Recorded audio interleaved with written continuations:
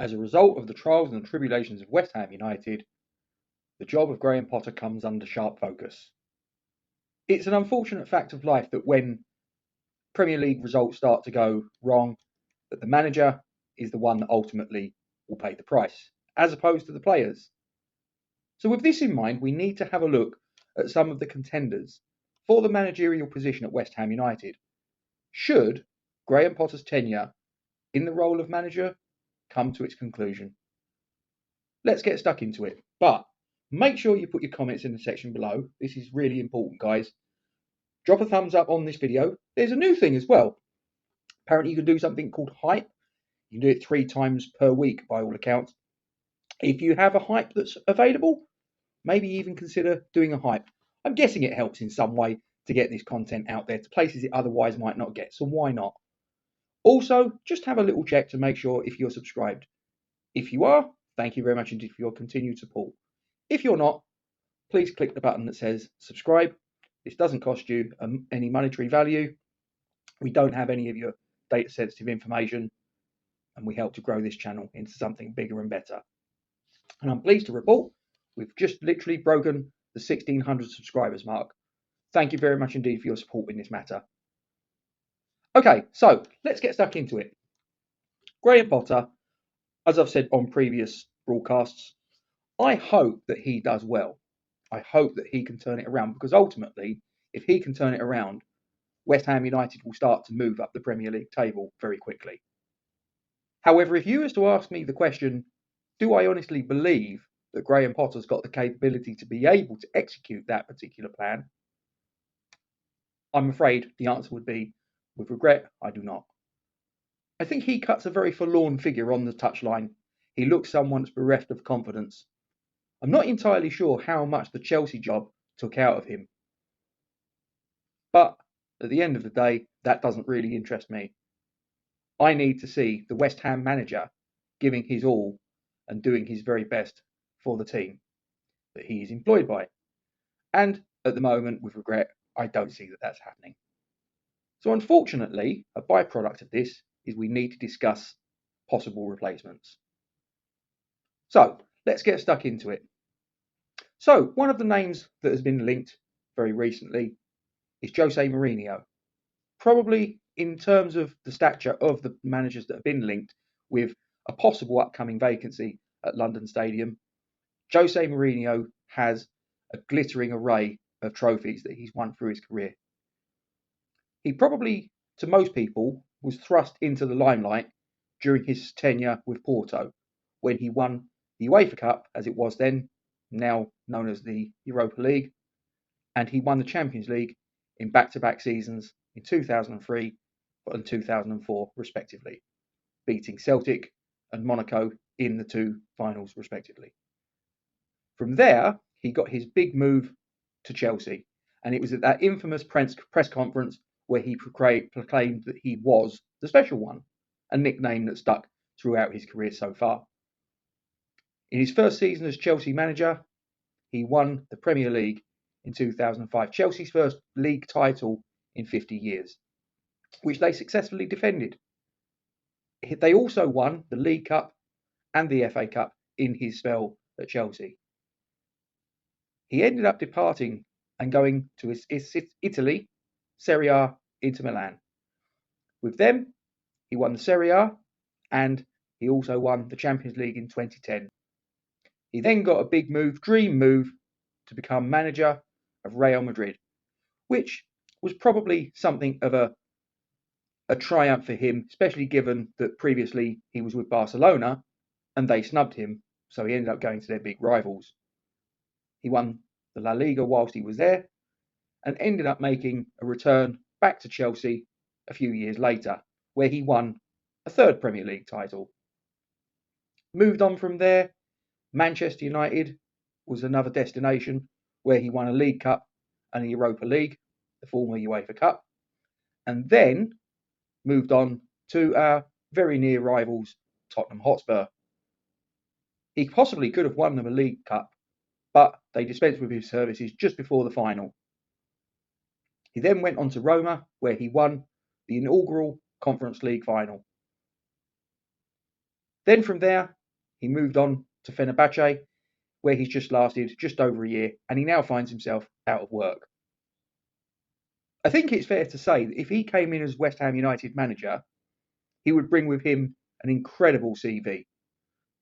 Arguably, the greatest of any manager that's ever been appointed in the history of this club. However, he would come with an awful lot of baggage. He's well known for his reputation for calling things as he sees it and maybe not being terribly diplomatic in his relationships with the hierarchy above him at the various clubs he's inhabited. Not quite sure how that would unfold with David Sullivan at the helm. I also have my doubts as to whether David Sullivan would even entertain it. There are reports that he's already been ruled out should a vacancy come available at the London Stadium. But what do you think? Jose Mourinho, do you think he would be a manager that you think would probably be able to steer the good ship West Ham United out of the choppy waters that they currently find themselves in? What do you think about Jose Mourinho coming in as our new manager? Another manager that's also been mentioned as a possible replacement for Graham Potter, Sean Dyche. Now, Sean Dyche, in his playing career, came through at Nottingham Forest, never actually played a first team game for them. Most of his career he spent as a centre-back playing for Chesterfield. Those of us with long memories might even remember the 1997 FA Cup semi-final when Chesterfield played Middlesbrough at Old Trafford, earning a 3-3 draw, before going out in the replay 3-0 at Hillsborough. He was playing at centre-back for Chesterfield at that time. He also had a spell playing at our near rivals Millwall. He then became manager of Watford for about a season or so, but it was really at his spell at Burnley, a quite modest championship club when he arrived, not really doing too much, and he ended up taking them to the Premier League, where they stayed for some considerable time on a limited budget. And he's someone that probably should come in for a bit more respect than he arguably gets. Once he left Burnley, he became the manager at Everton, and currently finds himself out of work, having departed there in the midway point of last season, being replaced, ironically enough, by our former manager David Moyes. Now, I think probably one of the things that would be something that's quite beneficial in terms of working at West Ham United is he would be able to, or he has shown and demonstrated his ability to be able to do business in transfer market on a bit of a shoestring, which would probably appeal to David Sullivan, let's be quite honest. He's not exactly known for being forwards in getting his wallet out, let's be truthful. However, probably one of the things that a lot of fans would probably not really relish the appointment of Sean Dyche is his apparent style of football, which a lot of people believe to be quite a direct style of play.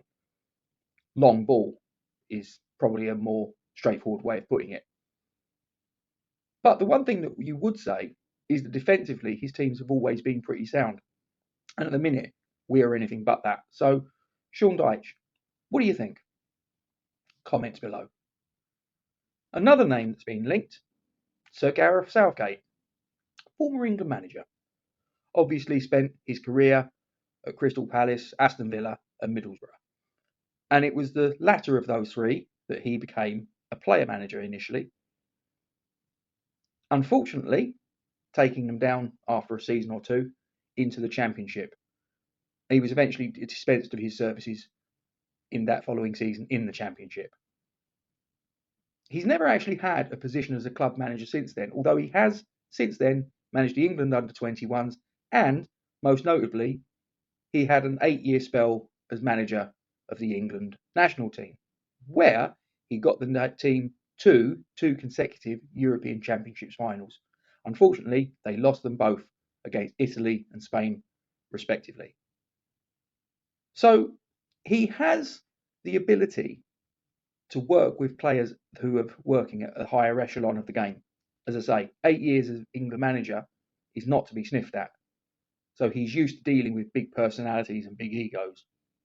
But that being said, his experience in club management is quite limited, and it also has a relegation on his CV. Sir Gareth Southgate, what do you think? Possible West Ham manager? Get your comments in the section below. So there's some names there that I've mentioned. And now we come to the big one. Probably the one that is the heavy favourite for most people if Graham Potter should be kicked into touch. Nuno Espirito Santo. Now, Nuno Espirito Santo, as I mentioned in a previous video, is the former backup goalkeeper to Jose Mourinho's Porto team in 2004 that won the Champions League against Monaco. He went on to a managerial career, and as far as a manager is concerned, first came into the consciousness of English fans when he took over at Wolverhampton Wanderers, who were languishing in the Championship, and at the first time of asking, got them promoted to the Premier League.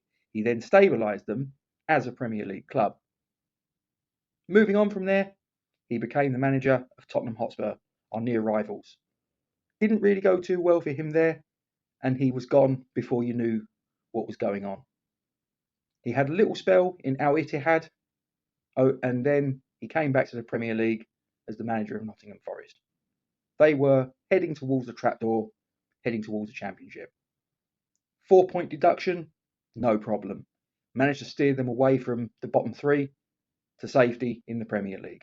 The following season, an even more astonishing season in that he got them into European football.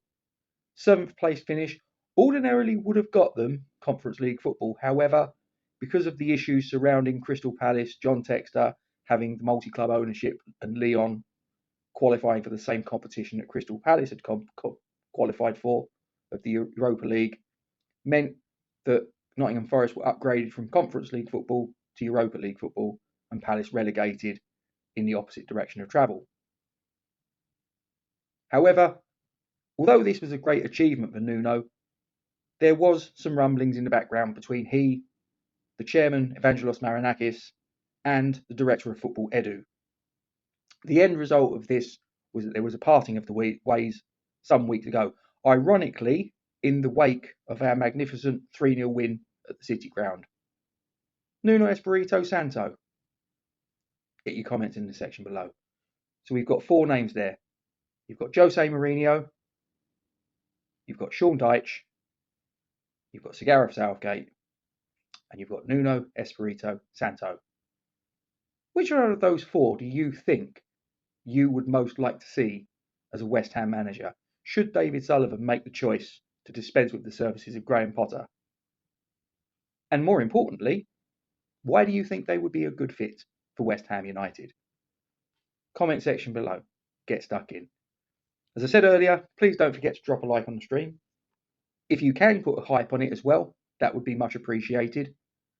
And please feel free to subscribe to the channel if you're not already done so.